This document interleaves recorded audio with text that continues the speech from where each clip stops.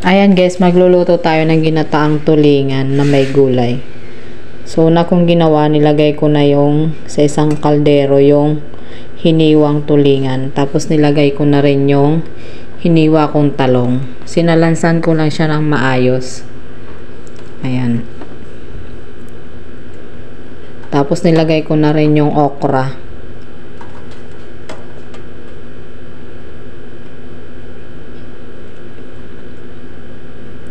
Tapos nilagyan ko na rin siya ng sibuyas,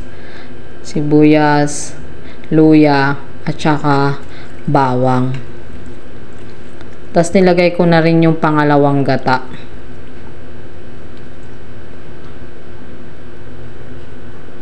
Tapos nilagyan ko rin siya ng asin. Seasoning or magic guys. At saka pamintang durog. Tinakpan ko lang siya tapos isasalang na natin siya. Ayan, kapag kulo niya guys, haluin ko lang siya para yung mga ingredients sa taas ma-mix sa sabaw niya. Ayan.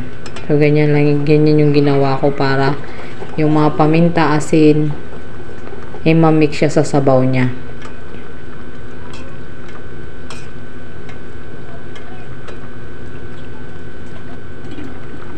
Tapos after nyan, tatakpan lang natin siya hanggang sa maluto yung gulay at saka yung isda.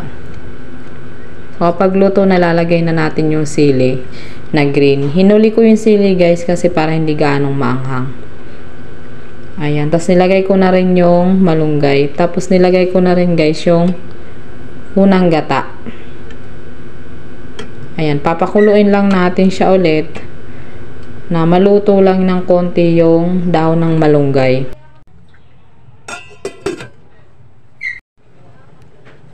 And kapag kulo niya, titikman natin guys. Ayan, nilagay ko na yung sili. Tapos titikman natin kung tama na ba yung timpla ng ating niluluto.